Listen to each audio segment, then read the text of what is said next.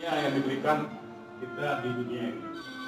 Yang pertama adalah karunia kebahagiaan ataupun kesenangan.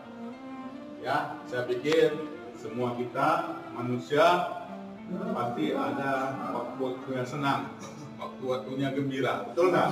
Betul. Jadi itu. Yang kedua,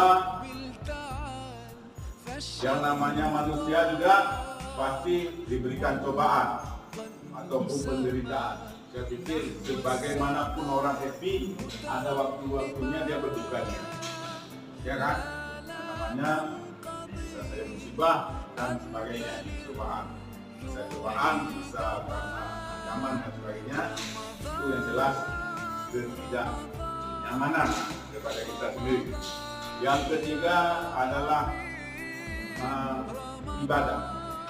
Kita semua dikaruniakan